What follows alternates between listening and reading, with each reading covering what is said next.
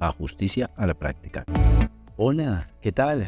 Bienvenidos de nuevo a Justicia a la Práctica. Nuestro cuarto capítulo invita a hablar un poco y a reflexionar de una situación que presenta graves falencias en el país, en general en Latinoamérica, pero lo vamos a hablar en el país. También llamándonos a invitar a reflexionar cómo vamos a garantizar el derecho de una población vulnerable. Es por eso que traigo una invitada especial, docente mía, en el área de la que vamos a hablar, derecho de familia. ¿Y quién más que una mujer también llamada a hablar de este tema? Le quisiera decir a la doctora Sandra que se presente. He preferido que todos nuestros invitados se presenten, indiquen su hoja de vida, a qué se dedican y normalmente en qué área trabajan, para demostrarle a los oyentes también que son los profesionales expertos para hablar en ese tema.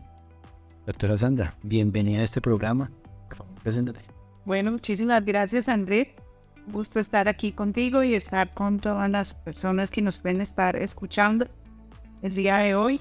Mi nombre, como tú lo dijiste, es Sandra Julieta Fonseca López. Yo soy abogada egresada de la Universidad Pedagógica y Tecnológica de Colombia, aquí en Tunja. Tengo especialización en Derecho de Familia, especialización en Derecho Comercial y soy magíster en Derecho Mercantil y Contratación Internacional de la Universidad Sergio Bolívar. Yo me he desempeñado desde que me gradué prácticamente en el tema de Derecho Privado, del Derecho Civil, y específicamente con temas de tierras, de contratos, de títulos, valores, sucesiones y muy específicamente en el tema de derecho de familia. Entonces, pues cuando me hiciste la invitación, pues es muy contenta porque es un tema que manejo, es un tema en el que trabajo. Además, asesoro en el consultorio jurídico de la Universidad de Santo Tomás temas de familia, de custodias, de alimentos, de sucesiones, de divorcio, de liquidación de sociedad conyugal y este tipo de temas pues que podemos manejar en el consultorio jurídico. Entonces, pues, muchas gracias por la invitación. A grandes rasgos, esa hoja de vida, no voy a ir más a fondo. Yo creo que eso es lo más básico para despacharla el día de hoy. Qué bueno, y es una hoja de vida muy amplia de una excelente profesional. Lo digo como experiencia, ya que te tuve como docente en una de las materias transversales y más importantes para el derecho privado, que es el derecho de familia, para hablar también, en efecto, en este capítulo de derechos de los menores, ya que queremos hacer una invitación, una reflexión especial para los padres, ambos, pero hay situaciones que se presentan parte de la realidad del país, también para el padre de familia que quede a cargo de una protección especial de un menor, que como lo he dicho, son sujetos de protección especial. Pero nuestra primera pregunta de una vez: ¿por qué son sujetos de protección especial los menores de edad, niños, niñas y adolescentes? Bueno, Andrés, básicamente, pues no hay que ir a normas jurídicas ni a conceptos de la corte, ni hay que ir más allá para que nosotros como personas comunes y corrientes comprendamos que los niños, las niñas y los adolescentes pues están empezando su vida. Y como están empezando su vida, se encuentran en una situación especial de indefensión. Es decir, requieren especial protección, no solo por parte del papá o de la mamá o de quien los cuide, sino de todos, Andrés. Es decir, un niño que está en el vientre materno debe tener la protección, no solo del papá, no solo de la mamá, que es la mamá gestante, sino también del Estado. ¿Sí es? Por eso todo este tema del aborto y lo que se ha generado estas protestas en sí. Si prima en mi derecho como mujer sobre mi cuerpo y es mi decisión, o si prima el cuidado especial que se debe tener sobre esa personita que desde el momento de la fecundación, en mi concepto, tiene vida. Entonces, fíjate que son personas que están empezando su vida y que necesitan que la familia, la sociedad, el Estado, los padres, la mamá, el papá, de manera directa le garanticen un entorno en donde ellos puedan culminar ese proceso de vida y de crecimiento. Cuando tú ves un niño de un año, tú le empiezas a enseñar a caminar, necesitas un grande para que le enseñe a caminar. En serio, tú le enseñas a comer, tú le enseñas a leer. Entonces, Eso hace que esa personita requiera un cuidado especial y una protección especial por parte del Estado. Esa protección especial la Constitución. Además, pues la Constitución dice que prevalecerán los derechos de los niños, de los jóvenes, de los adolescentes. Entonces, tienen una primacía, ¿sí? Entonces, eso quiere decir que esos derechos se protegen de manera especial frente a otros derechos. Por ejemplo, para ponerte un ejemplo, la prima los derechos de educación y de salud de los niños sobre el derecho de un contrato en la casa o en la propiedad privada. Siempre va a primar el derecho de los niños en nuestra legislación y los tratados internacionales que ha firmado por eso la preocupación de los estados, de la legislación del Congreso en cada país para regular y legislar temas sobre menores, sobre el cuidado especial de los niños. Un espacio que brinda la plataforma de servijurídicos.com.co. Puedes comunicarte al 316-488-1034. Y ya entendiendo este concepto claro, podemos empezar a hablar y entrar en la reflexión de lo que sería el capítulo, y es visibilizar una situación, una problemática que se presenta en todas las regiones del país, y es el abandono de los menores. No solo por parte del papá, también hay casos en situaciones por parte de la mamá. Teniendo presente entonces que son un sujeto de protección especial por parte del Estado, vamos a hablar de qué mecanismos puede utilizar la persona quien tenga la custodia de ese menor de edad para garantizar esa protección. En este caso, principalmente, sería hablar sobre la fijación de alimentos. Para eso también tenemos que entender entonces qué es alimentos en sí. O sea, en el común entendemos que los alimentos serían lo que comemos. Pero para las normas, para los teórico y para nuestro marco normativo, no solo eso, que son los alimentos. Sí, fíjate, Andrés, que hay una concepción errada en lo que es el derecho de alimentos, ¿no? El derecho de alimentos no podemos limitar, como muchas veces, por eso te digo que hay una concepción errada de lo que son los alimentos. Ay, ¿dónde le debo para el mercado? Dice la gente. Agradezca que le doy 40,000 para que con eso le haga el mercado a Chile, dice la gente, ¿sí?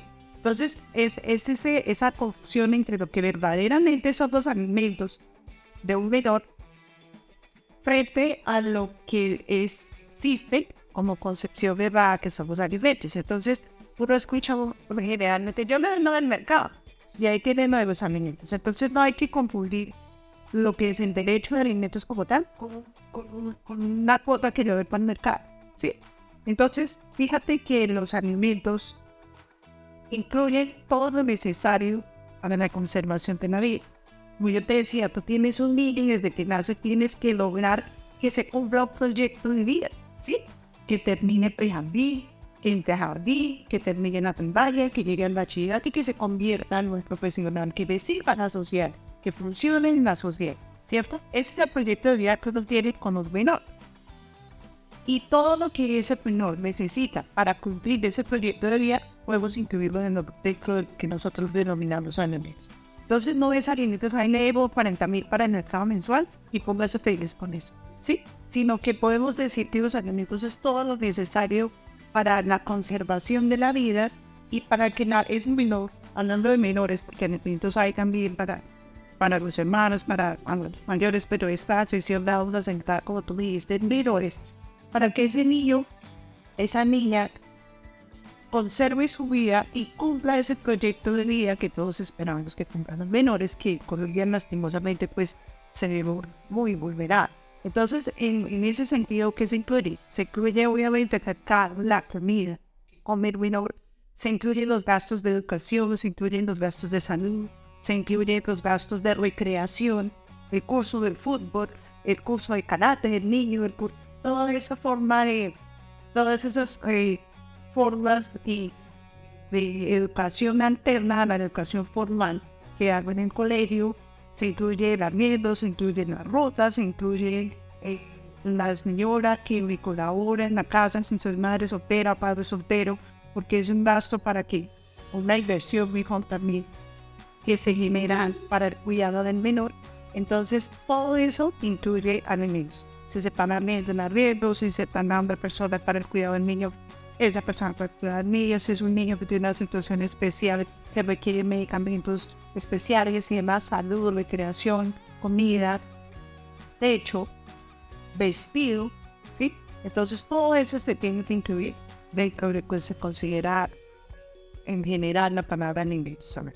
Y ya acá que hiciste una anotación de que precisamente se le deben alimentos no solo a los menores, vamos a hacer especial énfasis en los menores, recordando y resaltando que hacer un sujeto de protección especial no son derechos, realmente son derechos únicas y exclusivamente de los menores.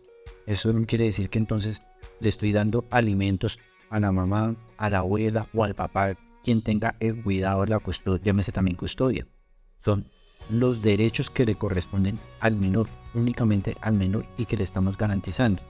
Ya que nos estamos entrando en eso y nuestra audiencia comienza a tener claro de que por más de que haya un adulto que esté en el cuidado del menor, no son los derechos del adulto, sino son los derechos del menor que el otro adulto está velando que se le garanticen y se le protejan en caso de entrar en una disputa con la persona que no quiere cumplir los alimentos. Inicialmente, tratemos entonces de anotar un poquito si las personas, en especial las parejas que deciden separarse, quieren fijar un acuerdo a través de cómo van a hacer este tema de alimentos y de la custodia paralelamente del menor. ¿Qué tenemos que tener presente para garantizarle los derechos al menor cuando se llega a un acuerdo entre las parejas que se separan? Bueno, y es importante señalar dos cosas que me parece importante mencionar aquí de lo que tú has dicho. Uno es el tema de alimentos para el cónyuge, ¿sí? Porque el cónyuge tiene derecho a alimentos, los hermanos tienen derecho a alimentos, quien está en una unión marital de hecho también tiene derecho a alimentos, el compromiso permanente. Bueno, la ley nos establece una lista de personas que tienen derecho a alimentos. Por ejemplo, cuando hablamos del cónyuge, aquí sé que esto nos da lugar para otra charla en otro programa, en otro tema. Bueno, cuando yo estoy casado y doy lugar a una causa de divorcio, por ejemplo, porque yo fui infiel, porque yo fui maltratador, entonces en ese caso yo debo pagarle alimentos a mi cónyuge, a mi pareja, ¿sí? Como sanción por el incumplimiento precisamente del contrato matrimonial. Pero en este caso, que es ya de menores, a ese tema de alimentos, se puede llegar cuando la pareja ya ha hecho su proceso de divorcio. Dentro del proceso de divorcio se establece también la custodia. Es decir, yo me quiero divorciar, sí, usted se puede divorciar, que nadie es obligado a convivir con quien no quiere, ¿cierto? Pero hay que tener en cuenta que dentro de ese proceso de divorcio hay menores, y entonces hay que garantizarles, exactamente, Andrés, hay que garantizarles esa cuota de alimentos, el cuidado, las visitas y demás derechos que fluyen después de una separación, ¿cierto? Además que es un fenómeno y un evento en muchas ocasiones duro para los menores, tortuoso para los menores que quieren estar con papá y mamá, ¿sí? Entonces, sumado a eso, uno como papá tiene que tener una responsabilidad de decir, bueno, ¿quién va a tener la custodia? ¿Qué es la custodia? La custodia es el cuidado de los niños, ¿cierto? Yo los voy a tener bajo mi cuidado, entonces el otro padre pues va a tener la obligación de brindar los alimentos. Entonces, una manera puede ser en esas de pensión de divorcio, también se puede fijar una cuota en favor del cónyuge que no dio lugar, dependiendo de la causal del divorcio. Entonces, en favor del cónyuge que no dio lugar a la causal, entonces usted fue juicioso, usted no fue infiel, entonces usted tiene derecho a esa cuota de alimentos y además una cuota en favor de los niños, ¿no? Esa es una manera que se puede fijar la cuota de alimentos. Otra ya es por vía administrativa, a través de centros de conciliación, a través del CDF, por ejemplo, a través de consultorios jurídicos. Aquí nosotros prestamos ese servicio también en el consultorio jurídico a través del mecanismo de la conciliación poder fijar cuotas en beneficio de los menores. También lo puede hacer a través de las vías judiciales, ¿no? Que es ya no es a título de conciliación, no es a título de acuerdo, sino que nos vamos a interponer una demanda que se llama la fijación de cuota alimentaria. Yo busco, ¿qué estoy buscando con esa fijación? Pues que se me fije, como su nombre lo indica, que se establezca, que el juez defina una cuota de alimentos en favor de mis hijos o de mi hijo, y que esa cuota del impuesto sea pendiente. Bien sea por un trámite administrativo a título de conciliación o a título por vía judicial como resultado de un proceso judicial ante el juez, cualquiera de esos documentos va a prestar mérito ejecutivo. Esto significa que eso no se va a quedar en letra muerta, sino que usted fijó una cuota de alimentos en favor de sus hijos, pues esa cuota también la va a poder cobrar ejecutivamente, va a poder obligar a la persona que tiene que hacer ese pago a que cumpla con ese. Ya sea incluso hasta embargándole sueldos, bienes y demás situaciones, porque es precisamente esa la razón de ejecutar a la persona, obligarlo ya que no quiso voluntariamente cumplir con lo que le ordenaron o con lo que acordó, llámese en la conciliación. Acá hacemos un pequeño paréntesis, no vamos a profundizar mucho en la conciliación precisamente porque en nuestro siguiente capítulo lo hablamos con otro profesional y va a explicar un poco lo que sería la conciliación, pero podemos hacer unas anotaciones especiales del caso en concreto, de los casos en concretos, que son elementos claros y claves que debemos tener en cuenta cuando las personas se acercan de común acuerdo a una conciliación. Tanto la persona que solicita que se le den alimentos a su menor que tenga en custodia, o la persona que se acerca a acordar si le va a dar alimentos al menor.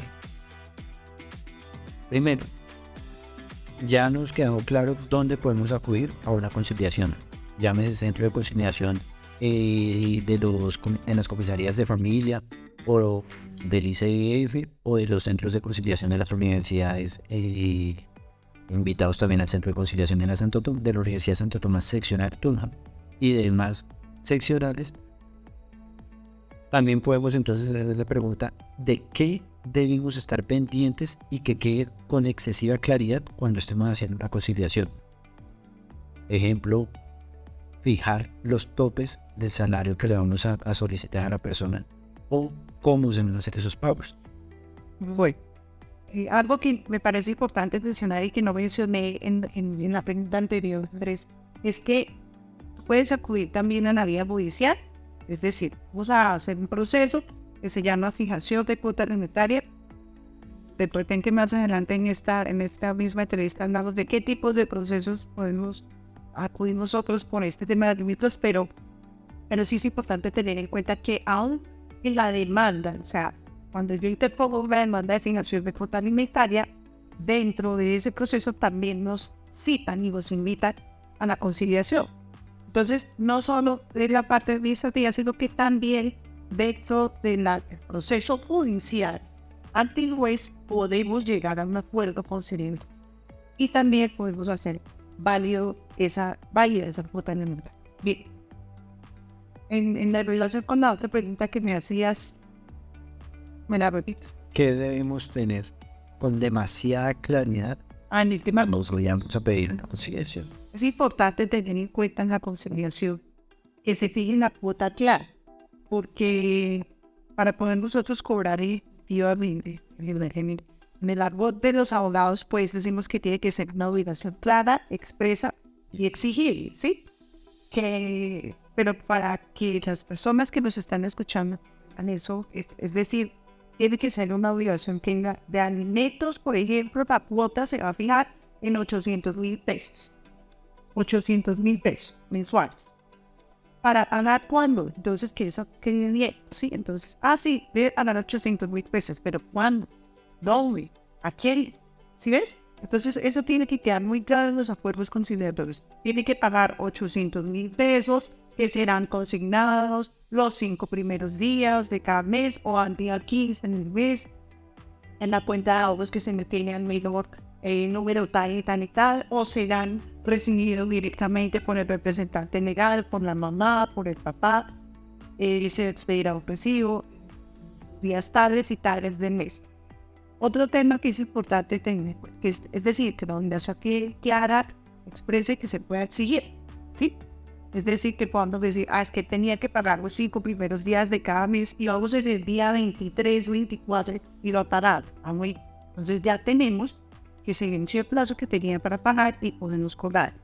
Otro caso importante en el tema de las conciliaciones es determinar con claridad el valor de la cuota tanto en los alimentos como en la ropa, ¿sí? Porque he conocido los casos en los que se dice, por ejemplo, la cuota de alimentos corresponde al 30 o al 40% de lo que se gane, ¿sí?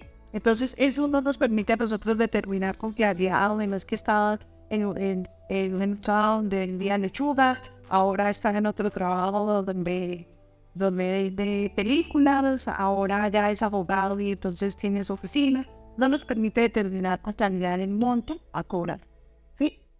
Entonces lo mejor es que quede una cuota clara, con un valor claro, 200.000, 500.000, 800.000, etc. En cuanto a la ropa, he visto también que de primera mano lo he visto, que dice, él se encargará, o ella, tanto para un vato como para el papá, se encargará de darle una muda de ropa, o 2 mudas de ropa al año. 2 mudas de ropa al año. Y entonces quedamos por las mismas, Andrés. ¿A cuánto equivale la muda de ropa? ¿Es una muda de ropa de 20.000? ¿Una muda de ropa de 30.000? ¿Es una muda de ropa que incluye tenis, chaqueta de 600.000? ¿Sí es que no queda claro? Simplemente decimos en las conciliaciones, es un error muy frecuente decir 2 mudas de ropa al año. Entonces, ni se tiene claro el valor de la muda de ropa, ni se tiene claro cuándo debe cumplir esa obligación. Lo mejor es, insisto, por ejemplo, debe darles 2 mudas de ropa o 3 mudas de ropa al año en tales fechas. Una en enero, una hasta más tardar el 30 de julio o una para su cumpleaños y una para el 24 de diciembre, por ejemplo. Si es que ya tenemos, equivale a 500.000 pesos la cuota y tenemos claro cuándo deben pagar. Eso tiene que ver con el tema de mora, intereses y demás para poder cobrar los pasajes de banda. Eso en cuanto a las mudas, en cuanto a los valores, hay que tener claridad a quién se le va a pagar, cuándo se le va a pagar, dónde se le va a pagar. Eso hay que tenerlo también muy en cuenta dentro de las conciliaciones, entre otros muchos aspectos que se deben tener en cuenta dentro de las conciliaciones. Pero errores más frecuentes que yo he encontrado, esos. Y que son errores que invitamos a nuestros oyentes a que los eviten si ya se presentan en esta situación, o que incluso si ya están pasando por esta situación, salgan de una vez a un centro de conciliación a buscar un abogado para buscar corregir estos errores. Claro, porque después el problema es para cobrar eso, ¿sí? Entonces decimos una duda de ropa, entonces, ¿cómo te decimos a un juez que nos haga pagar una muda de ropa? Mientras que si decimos, haga pagar, señor juez, 500.000 pesos que él debía pagar el 24 de diciembre y no los pagó, pues entonces ya tenemos una obligación clara y sobre esa obligación podemos cobrar. Puede ser exigible. Ya que hablas también un poco sobre los intereses, podemos hacer acá 2 preguntas paralelas. Anualmente podemos pactar un crecimiento económico sobre un acuerdo. ¿Y qué aconsejas que sean sobre qué estándar económico se mida este crecimiento de esos acuerdos económicos? Y asimismo, podemos estar pactando intereses, dado el caso de los incumplimientos, para después hacerlos exigibles. Sí, Andrés. Bueno, para agotar tu primera pregunta en el tema del incremento, las cuotas no es que se queden ahí y no se incrementen. Las cuotas se deben incrementar año a año, ¿cierto? Así como el IPC y la canasta familiar y todo sube, pues las cuotas de alimentos también deben incrementarse. Lo que debería hacerse, Andrés, es que las partes establezcan dentro del acuerdo conciliatorio, por ejemplo, una cuota de 500.000 pesos que se incrementará anualmente del 10%, por ejemplo. Establecer un porcentaje entre las partes de común acuerdo de cuánto se va a incrementar esa. ¿Sí? También tiene que ver el tema de el tipo de alimentos, ¿no? Porque hay alimentos que son, voy a hacer un paréntesis, alimentos que se denominan necesarios, que son como lo básico, que lo que necesita el niño, lo básico, ¿sí? Que la movida de ropa, que la comida, que el arriendo, para lo básico para vivir. Pero hay otros alimentos que se denominan combos, y esos alimentos pues ya dependerán del nivel de ir. No es lo mismo un niño que está validando su bachillerato a un niño que estudia en el gimnasio campestre del norte, ¿sí es? Esos alimentos combos nos permiten fijar cuotas de acuerdo con el nivel de vida del niño. y de la familia en general. Ahora, volviendo al tema del incremento, de eso también depende hacer esos incrementos, ¿sí? Generalmente, lo ideal es que las personas puedan llegar a un acuerdo también en que la cuota se incrementará en tanto porcentaje, ¿sí? Pero como no se hace, en otros casos no se hace, no se dice, bueno, vamos a incrementar la cuota de tanto, sino que simplemente nosotros, la gente lo que hace es, fija la cuota y dice que se incrementará según la ley, ¿sí? Y entonces lo que dice la ley es que esa cuota que fijamos de 500,000 pesos, pues se incrementará según se incremente el IPC o según se incremente el salario mínimo. Entonces hay que mirar en cada caso concreto cómo quedó dentro del acuerdo conciliatorio o dentro de la sentencia que fijó una cuota ese incremento. Entonces esa es la manera como se hace el incremento. Si no se estableció de común acuerdo entre las partes, pues lo que se hace es decir, bueno, entonces lo que diga la ley. Y la ley dice que se incrementa según el IPC o que se incrementa según el incremento del salario mínimo cada año. Y es que hacemos también acá el paréntesis, es que el estudio de la economía es muy complejo, por lo tanto es una invitación también a que las personas que nos escuchen tengan un poco de prevención, porque quedarse con el incremento del IPC o incluso versus con el incremento del salario mínimo puede afectar en relación a lo que puede incrementar la inflación de la economía del país. Por lo tanto, va a generar una situación desfavorable en relación a los alimentos y a los derechos del menor, afectando constantemente, y así en relación cada año o el mismo año inmediatamente siguiente. Un espacio que brinda la plataforma de servijurídicos.com, donde puedes comunicarte al 316-488-1034. Y ahora en relación con los intereses, en la segunda parte de la pregunta que me has hecho, en relación con los intereses, sí, efectivamente, de ahí la importancia que se diga, él tenía que pagar la cuota o ella tenía que pagar la cuota el 5 de junio o el 5 de agosto o el 5 de septiembre, el 5 de cada mes. ¿Por qué? Porque a partir del 6 empiezan a correr los intereses moratorios sobre las cuotas de alimentos. Entonces ese interés es un interés que nos establece el Código Civil y que va a correr en contra de la persona que no ha cumplido con su deber de pagar esas cuotas alimentarias. Bueno, todo esto nos va llevando a unas conclusiones para ir cerrando en el paréntesis rápido que hablamos sobre las conciliaciones en esta situación, también para tener presente qué requisitos debemos tener en cuenta al momento de fijar una cuota de alimentos. Sobre todo la persona que convoca debe tener en evidencia de la otra persona. Asimismo, esto nos serviría también para complementar con lo que ya hemos discutido, qué requisitos podemos tener también muy presente cuando deseemos cambiar como tal todo el acuerdo, porque las condiciones de vida tanto del menor o del obligado han cambiado. Podemos tener el ejemplo de una enfermedad del menor que requiere aún más gastos. Sí. Bueno, esa pregunta es súper importante porque me acuerdo de un caso precisamente que llegó ayer a la oficina. El tema de los requisitos para poder exigir alimentos. El tema es que la ley establece 3 requisitos básicamente. 1, la capacidad del alimentante. Capacidad del alimentante, es decir, la persona que está obligada a dar los alimentos, que tenga la capacidad de dar esos alimentos. El segundo requisito que establece la norma es el estado de necesidad del alimentario. Es decir, que la persona no tenga medios económicos para su subsistencia, que no tenga ingresos. Eso en general, ¿no? Pero cuando hablamos de menores, pues es evidente que el niño no puede subsistir por sí mismo, ¿cierto? Pero entonces la ley exige que no tenga medios para su propia subsistencia y la capacidad económica del alimentante o del obligado, que pueda tener los medios no solo para atender sus propias necesidades, sino también las necesidades de ese menor.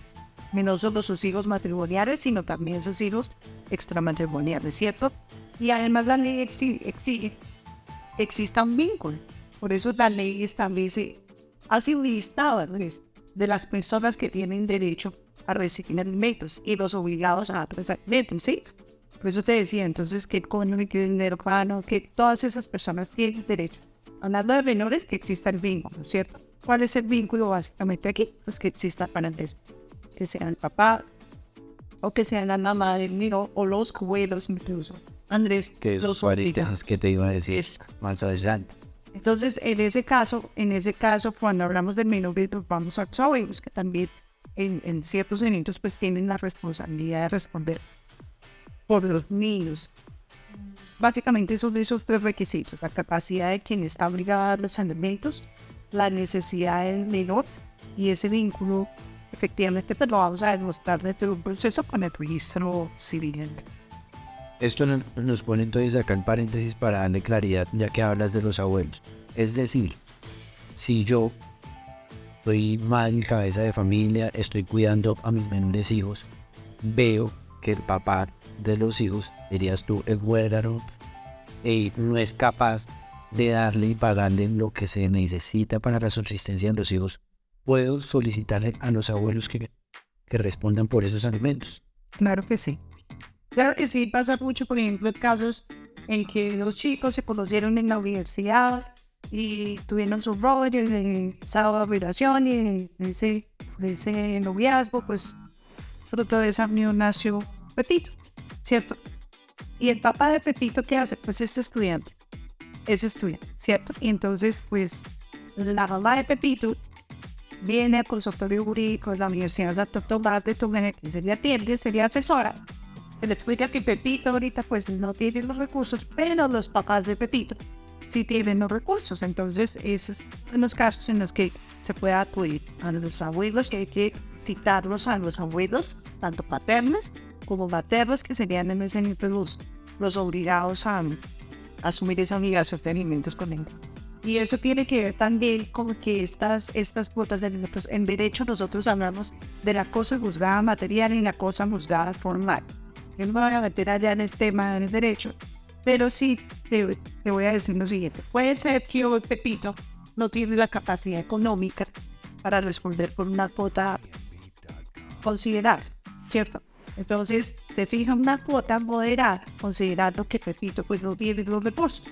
Pero como yo te decía, un día Pepito de repente termina su carrera, se mete abogado, se vincula con la rata judicial, se vuelve juez de la república, y entonces fíjate que iba a tener los medios suficientes para responder por una cuota de alimentos que obedezca razonablemente a la necesidad que va a tener ese niño y a la capacidad. Entonces, estas cuotas no es que se fijaron 80,000 pesos hace 20 años y entonces queda inamovible. Esas cuotas se pueden modificar, las podemos modificar en la medida que cambien las circunstancias de la capacidad económica del alimentante y de la necesidad del alimentario básicamente, Andrés. Bueno, todo esto que acabamos de hablar se relaciona mucho, especialmente al tema de conciliación, llámese conciliación por mutuo acuerdo o las conciliaciones que normalmente llamaríamos como requisito de procedibilidad, es decir, un requisito previo para poder presentar una demanda. Dado el caso, si la persona a la que estoy solicitando el cumplir los alimentos no quiere, y hay que buscar que se le declare y se le obligue de una forma un poco más pesada, entre comillas, un poco más, dejémoslo en obligado.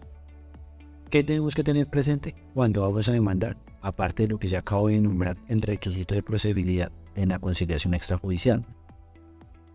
Y todo lo que ya has evaluado también de precisar la filiación de la persona y quién es el que está obligado a asumir esa responsabilidad. Porque evidenciamos también muchos casos desafortunados que necesitan acudir a instancias administrativas. Este programa está llamado especialmente para que evitemos llegar a eso, un poco de brindar soluciones de descongestión judicial y que las personas no estén pensando constantemente en ir a demandar, que es la solución con la que normalmente buscan un abogado, sino también asuman unas situaciones previas y de prevención a la demanda. Pero cuando tenemos que llegar a demandar, ¿qué tenemos que tener presente? Pues básicamente los requisitos de toda demanda.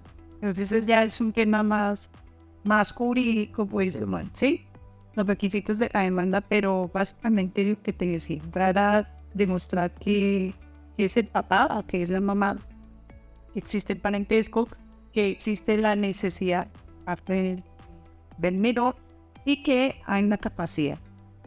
cuando, por ejemplo, no podemos demostrar la capacidad, no sabemos cuánto gana, no se puede demostrar, lo que se hace es básicamente de establecer que la persona, o sea, a partir del hecho de que la persona gana el mínimo. Entonces, como gana el mínimo, entonces a partir de ahí se fija una cuota de alimentos, teniendo en cuenta que se tiene en cuenta, pero se tiene en cuenta, por ejemplo, si el señor es soltero, o si el señor es casado, y si el señor, además de ser casado, tiene 7 hijos matrimoniales y la mamá del hijo extramatrimonial es la que está pidiendo la cuota. Entonces es distinto, ¿sí? Cada caso es distinto, cada circunstancia es distinta, y eso que básicamente se cuenta la capacidad, la necesidad y el vínculo de parentesco, y entrar a demostrar de repente los ingresos que tiene la persona para poder determinar una cuota.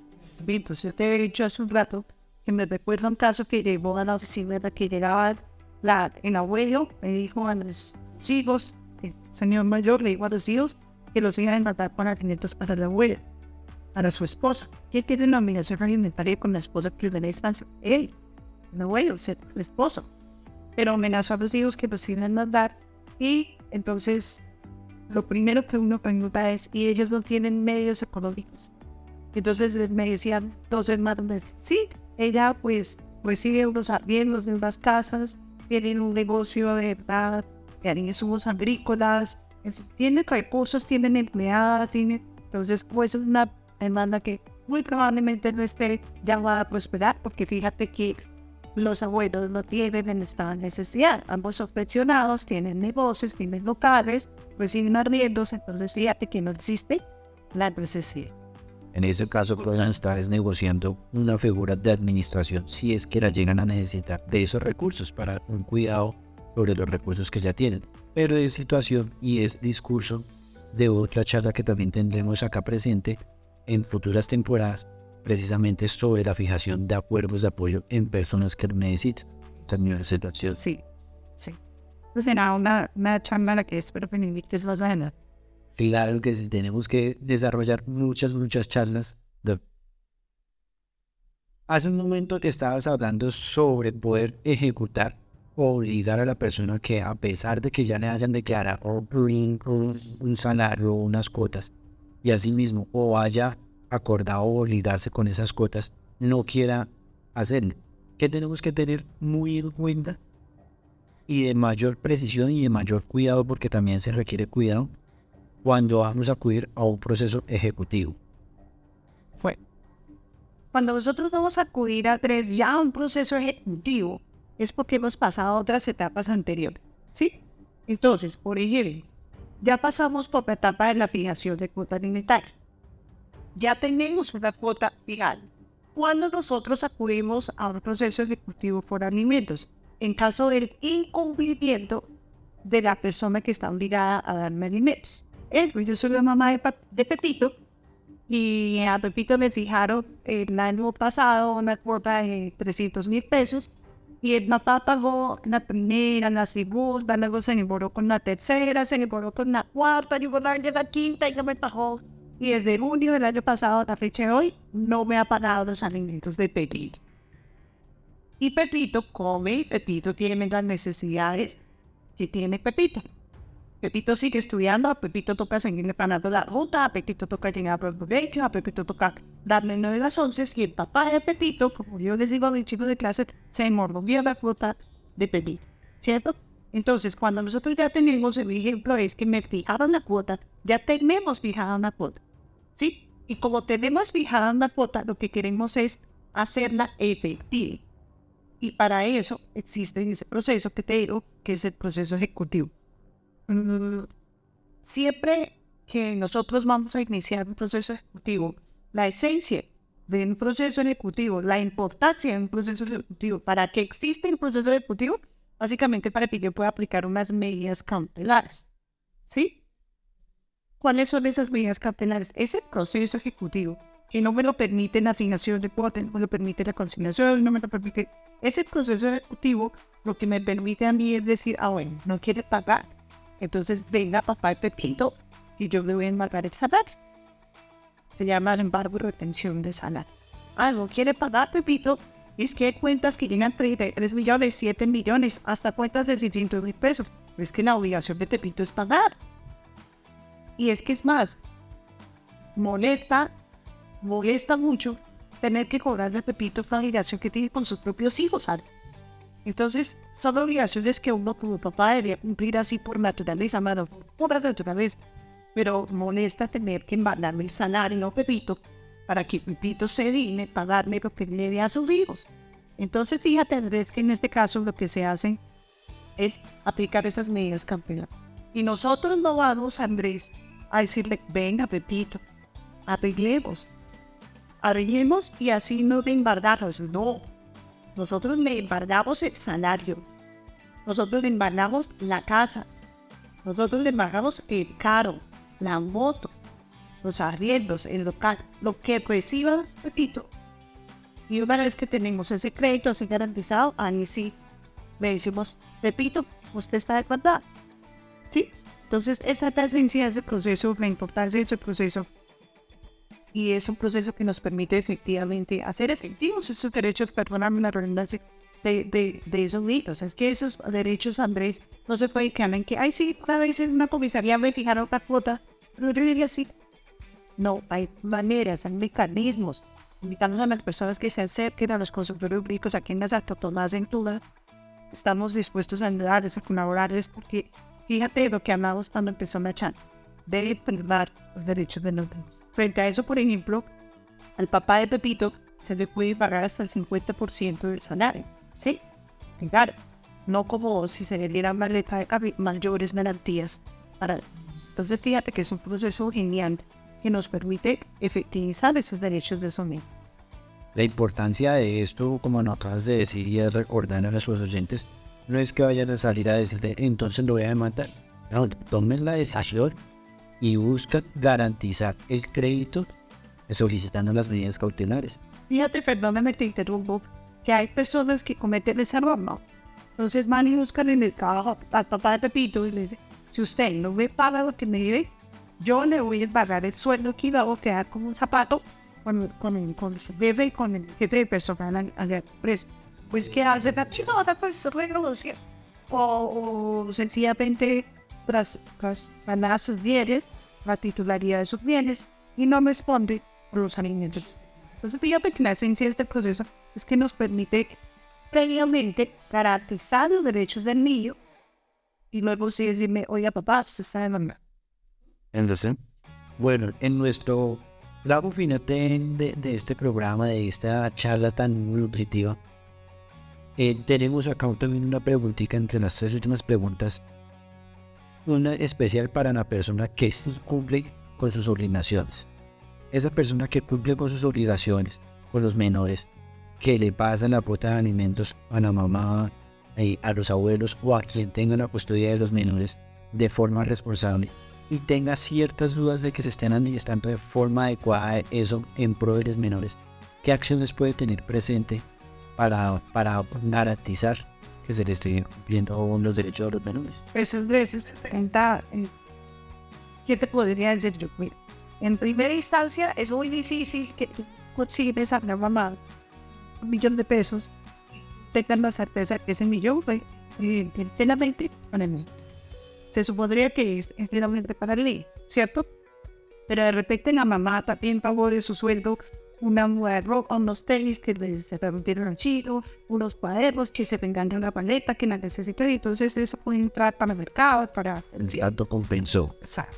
Sí, pero si hay una certeza, tú logras demostrar que la plata que la señora recibe no está entrando para el niño está en desnutrición, el niño está con la ropa rota, en circunstancias que no debería estar con lo que se me está pagando de cuota alimentaria. Efectivamente que la justicia y el juez y los órganos de control ejercen un control sobre ese tipo de circunstancias que son ya muy específicas, ¿sí? Entonces, efectivamente, la justicia tiene la obligación, a través de los jueces de familia, de hacer un control y vigilancia, pero especialmente quien debe poner eso al conocimiento, pues si bien otro padre, la persona que tenga la custodia o otro representante legal, o quien tenga cuidado del niño, de poner en conocimiento eso ante el juzgado donde se fijó una cuota, que ese mismo juzgado donde se lleva otro proceso ejecutivo y también donde se ejercerá un control sobre ese tema. Bueno, y este es en contra para quien definitivamente no paga, no ha logrado pagar o no quiere pagar, así tenga todo embargado. ¿Qué otra acción podemos hacer para sancionarlo aún más? Además del proceso ejecutivo, que esperaríamos que el objetivo mínimo del proceso ejecutivo es la recuperación del crédito, ¿cierto? De las cuotas que se tiene. Pues existe, bueno, este proceso de alimentos existe en varios, ¿no? Pero existe un proceso, un tema que ya es en la fiscalía, que es el tema penal por inasistencia alimentaria. Es un tema que también está bien, eso ya es en la fiscalía, en la denuncia penal por inasistencia alimentaria. Entonces, procesos de alimentos, como para cerrar, procesos de alimentos existen, o la obligación alimentaria, ¿qué tipos de proceso generaría? Entonces, de verdad está la fijación de la que les hablaba. Lo primero que hace una mamita, un papito, que tiene el episodio de un niño y otros han colombiado unas cuotas, lo que tiene que hacer, o se separaron y se separó, parece, también de los hijos. Entonces, lo primero que tenga que hacer un papito, una mamita, o quien esté en la custodia, porque a veces son los abuelitos quienes tienen la custodia de ese menor, la tía la que tiene la custodia de ese menor. Entonces, la fijación de cuota de alimentos. Esa es la primera que tienen que hacer. Hay otro proceso también, el tema de alimentos de menores, que no tocamos aquí, Andrés, pero bueno, después hablaremos del tema que tiempo que usar para hablar de ese tema. Es el ofrecimiento de alimentos, la oferta de alimentos. Fíjate que este es el tipo que no lo tocamos. Y es cuando, por ejemplo, hay mamás que dicen, yo no quiero nada de usted. Y no le recibo nada, y el niño no necesita nada, y no lo vea, y no lo sé qué. Y entonces el papá también quiere ser responsable, o la mamá quiere, porque esto es tanto para papás como para mamás. Entonces, él quiere ser responsable y ella no le recibe, y después resulta, por ejemplo, esa persona demandando al otro prohibido por los alimentos, ¿sí? Entonces es para las personas que de repente no saben qué hacer, es que no me recibe, pero es que me dice que usted no necesita nada, que el niño no lo necesita, que no sé qué. Entonces existe ese proceso en el que yo como mamá responsable o como papá responsable quiero responder. Entonces se llama oferta de alimentos, que dicen los RAS, pero opera exactamente igual. Entonces yo ofrezco la cuota de alimentos en beneficio de mi hijo. ¿Listo? Otra es la revisión de la cuota de alimentos. En conclusión de lo que hemos hablado, la revisión de la cuota de alimentos, ¿cuándo ocurre? Acuérdate que te dije hace un rato, es que yo lo conocí y era estudiante, pero ahora entonces el chizo es maestrado.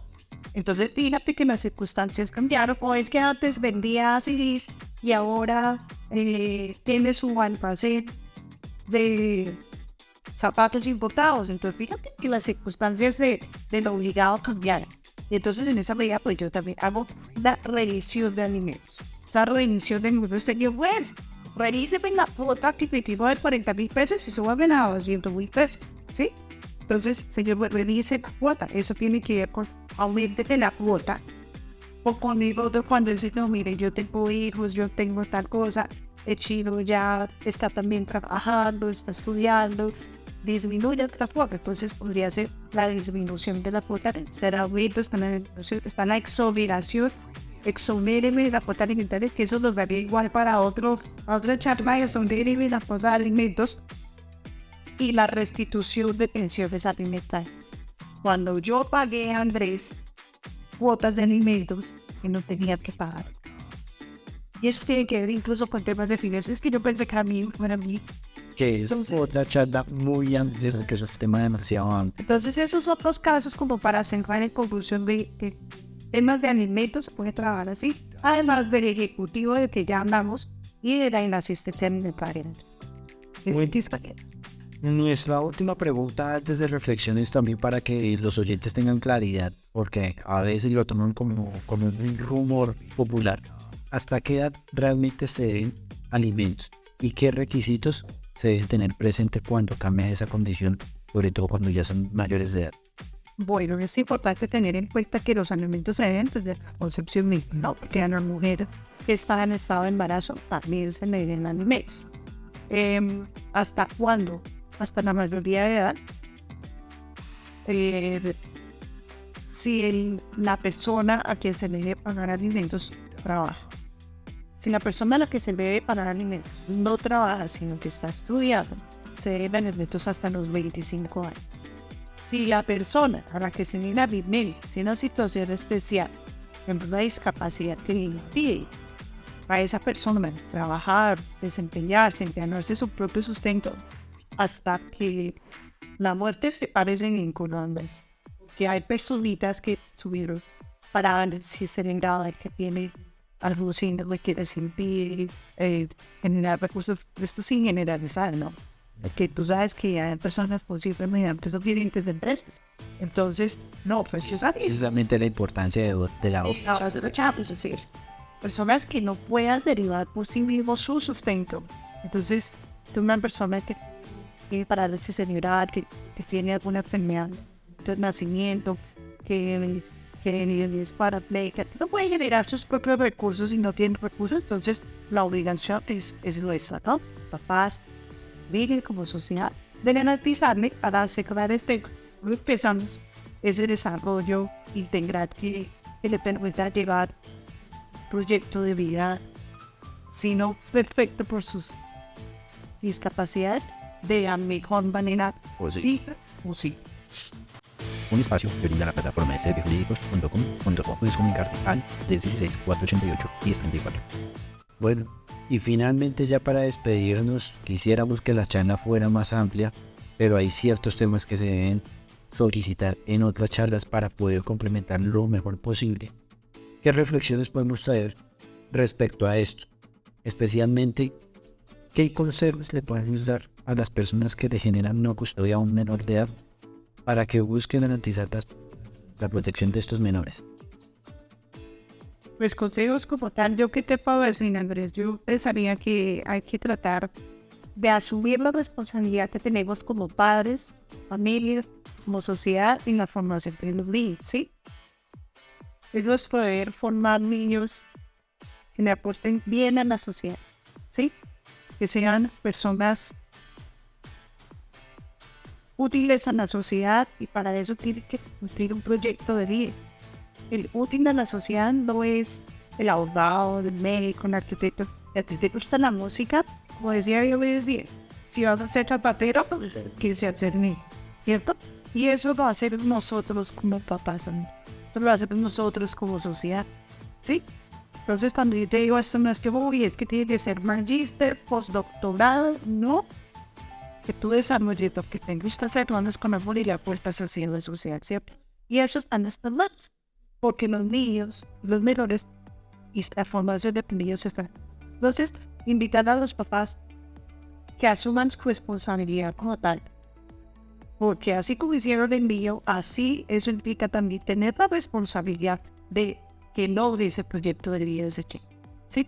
Para eso, entonces, invitamos a las personas que estén de repente una situación como esta de la que andamos, porque sabemos que son muchas mamás, cabezas de familia, papás, cabezas de familia, que el otro progenitor no responde. Existen los mecanismos jurídicos, administrativos, están los abogados dispuestos a ayudarles y colaborarles.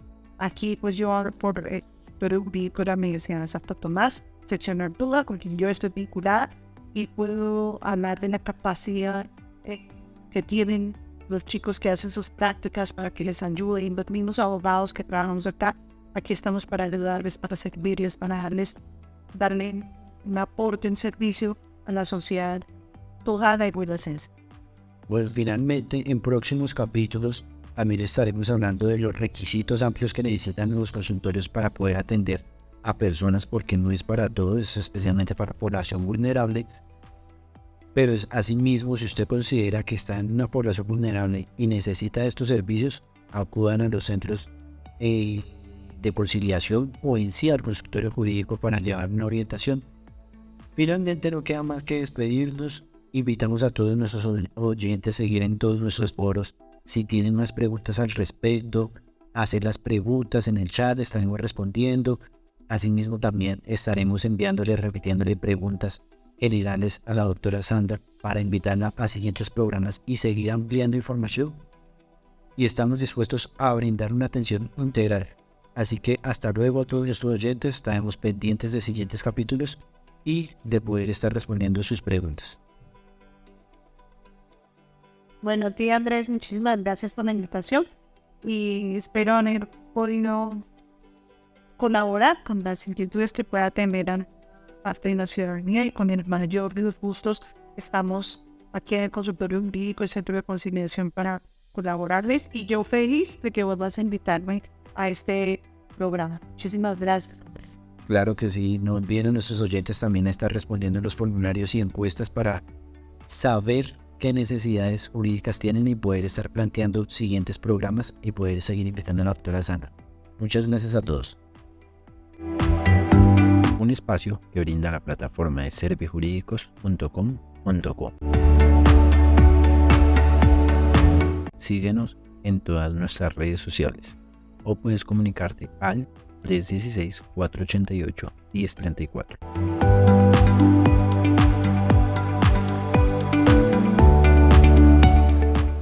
No olvides compartir nuestro contenido, así podrá llegar a muchos más oyentes.